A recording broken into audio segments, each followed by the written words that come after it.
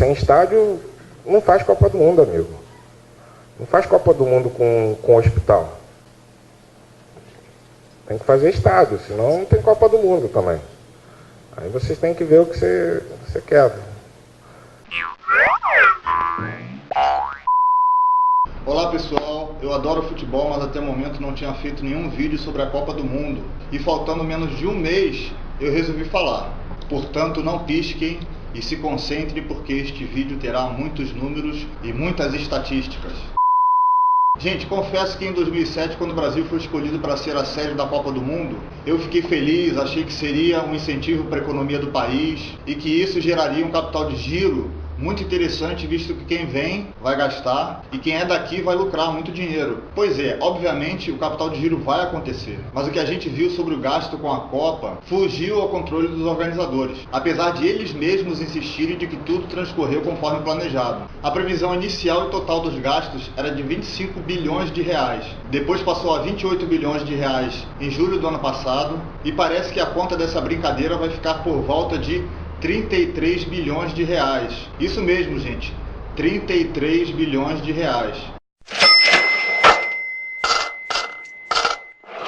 Um dia eu estava no meu carro, quando eu escutei no rádio o secretário executivo do Ministério dos Transportes, o cara se chama Luiz Fernandes. Ele afirmou que muito do que foi gasto já estava planejado com antecedência e que se aproveitou o evento para implantar essas mudanças que serão feitas com esse dinheiro, principalmente no que diz respeito à mobilidade urbana. Ou seja, a Copa vai acabar, mas as obras em termos de mobilidade urbana permanecerão. Ok, cerca de 10 bilhões de reais gastos com mobilidade urbana. Mas e os outros 18 bilhões, se levarmos em consideração como referência os 28 bilhões previstos em julho do ano passado? Para sermos mais conservadores, destes 18 bilhões, 11 bilhões foram gastos com aeroportos e portos, e 7 bilhões foram destinados às reformas dos estádios, sendo que foi gasto 2 bilhões e meio de reais para reformar apenas 2 estádios.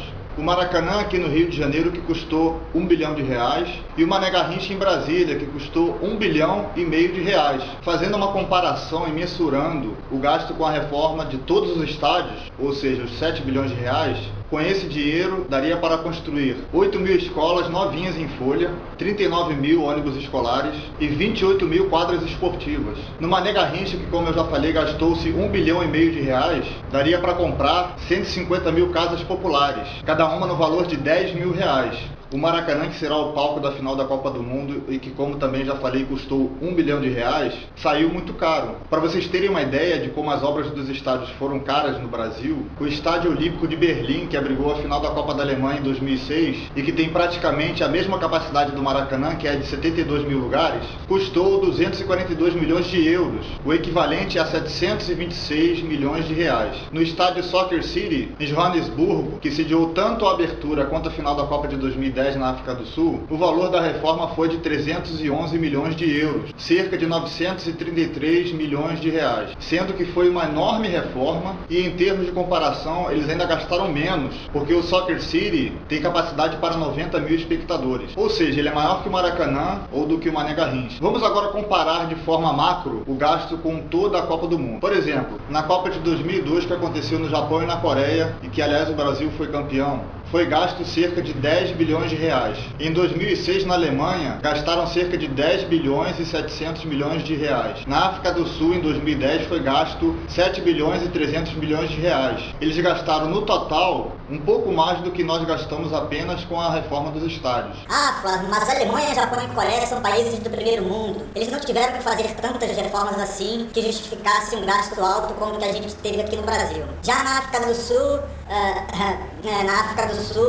Pois é, a África do Sul não é um país de primeiro mundo, nem é mais rico que o Brasil. Além do mais, mesmo com esse valor muito menor do que foi gasto aqui no Brasil, os estádios de lá viraram elefantes brancos. E com certeza a população também não ficou nem um pouco satisfeita com o que foi gasto nos estádios. Agora, vamos falar um pouco sobre a dona da festa. Não, a dona da festa não é a Dilma. A dona da festa tem outro nome, é a FIFA. Sim, a dona da festa é a FIFA. A FIFA chega aqui, caga regras, cria leis, faz 1000 exigências, mas quando terminar a festa, ela vai recolher o borderô e meter o pé. Legal isso, né? Como se não fosse suficiente essa arrogância administrativa, ela está isenta de pagar impostos. Ela terá um lucro previsto de 4 bilhões de reais e deixará de pagar R$1 bilhão em impostos. O governo concedeu isenção total de impostos para a FIFA. Como o governo é bonzinho, né? Só não é bonzinho com a gente, né? Isso sem a gente entrar em detalhes dos preços caríssimos dos ingressos e da distribuição desses mesmos ingressos, onde apenas 1/3 foi disponível para cidadão comum brasileiro. Os outros 2/3 ficaram nas mãos da própria FIFA, associações nacionais de futebol, CBF, parceiros comerciais, VIPs, comitê organizador, governo federal, além da fatia destinada aos estrangeiros. Resumindo, vai ser um torneio para gringo ver. A massa, o povão que sempre foi o principal personagem dos estádios de futebol no Brasil, desapareceu. Lembro muito bem quando o Maracanã ainda tinha geral, que era a parte em que a gente assistia aos jogos em pé, com preços muito mais baratos. Hoje, se ainda existisse a geral, custaria, sem medo de errar, cerca de R$5. Era a época em que o sujeito tinha como principal diversão no final de semana ir ao Maracanã, porque era um lazer barato, sempre foi. Depois que se decidiu trazer a Copa para cá, o futebol elitizou no Brasil e o povão sumiu dos estádios. Daí tem gente que ainda diz que temos que nos entorpecer com a Copa, um momento de alegria, que o Brasil é um país tão sofrido e que por conta disso devemos nos conformar e deixar essa conversa de gasto de dinheiro público de lado, porque não nos diz respeito. Até quando a gente vai ficar tomando porrada e dizer assim, não bate mais aqui nas costas, ó, pode bater, pá, pá. É óbvio que isso tudo que está acontecendo debaixo do nosso nariz é da nossa conta sim, principalmente porque tem dinheiro vindo dos cofres públicos. Quando lá atrás, no começo desse processo todo, foi dito que não haveria gastos com verbas públicas. Quem não entendeu ainda ou não compreendeu a revolta popular, eu vou explicar. Quando o sujeito fica na fila do hospital público esperando atendimento e tem que voltar no dia seguinte para ser atendido, porque o médico não estava no hospital, ou porque não existe médico com aquela especialidade que ele precisa, ou porque o hospital público está fechado por falta de verbas, ou não tem o equipamento adequado para tratar do paciente. Quando a criança vai para a escola pública com vontade de aprender, mas percebe que as cadeiras estão quebradas, ou que não tem professor para dar aula porque ele está em greve, por uma causa justa, já que ganha uma merreca do governo, ou que ele tem que mudar de lugar dentro da sala de aula,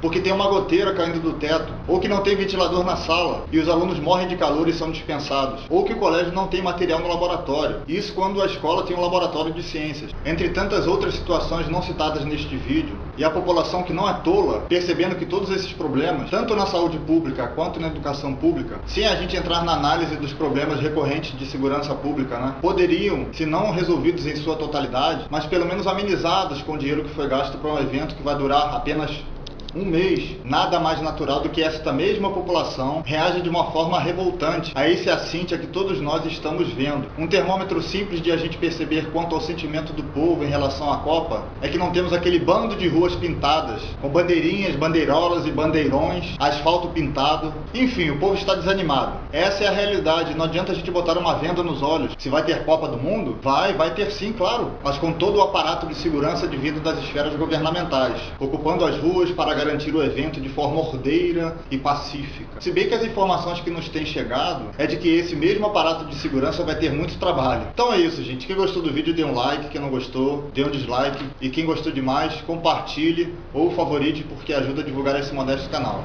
Beleza, gente? Então é isso. Um abraço para todos. Fui!